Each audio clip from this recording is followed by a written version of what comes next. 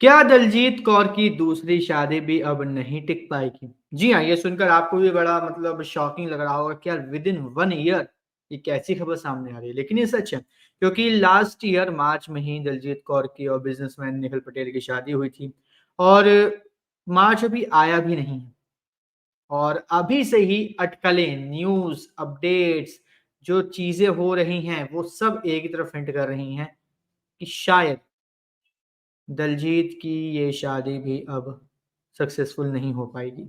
दलजीत वापस इंडिया आ चुकी हैं अपने बेटे के साथ।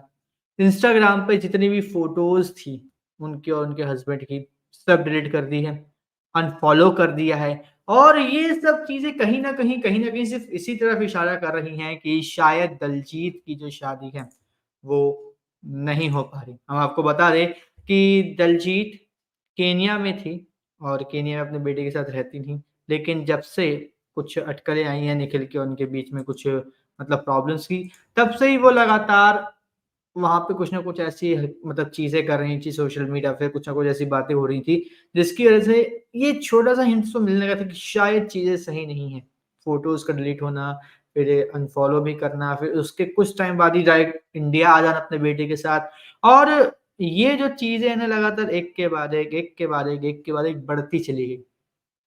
और अब इतनी ज़्यादा बढ़ चुकी है कि सब बस एक यही सवाल कर रहे हैं कि क्या है? क्या नहीं? क्या सच में तलाक होने वाला है? क्या सच में तलाक होने वाला है, नहीं है? क्या ये खबरें सिर्फ़ ऐसे ही हैं या फिर नहीं है? क्योंकि दलजीत इंडिया आ चुकी हैं, बट उनके जो हस्बैंड निखिल केन्या में प्रॉपर बढ़िया तरीके से एन्जॉय कर रहे हैं। उनको कोई इससे मतलब नहीं, कोई फ़र्क नहीं पड़ रहा कि दलजीत कहाँ जा रही हैं, क्या कर रही हैं, क्या नहीं कर रही, ये वो। और इसमें क्या है, दलजीत से भी कई बार मतलब मीडिया इंटरव्यूज़ में जहाँ पे भी अगर वो पैप हो रही हैं, तो वहाँ पे भी उनसे पूछा गया कि क्या है, तलाक का कोई है या सीन नहीं है? उन सब बातों से बचती नज़र आती है, बस एक बात ही बोलते हैं कि उनके जो हस्बैंड है, वो अभी काम में बिज़ी हैं, बस। इसीलिए वो इंडिया वापस आ गई हैं अपनी मम्मी के साथ थोड़ा-सा टाइम स्पेंड करने के लिए। अब भाई देखने वाली बात ये है कि आगे क्या होता है।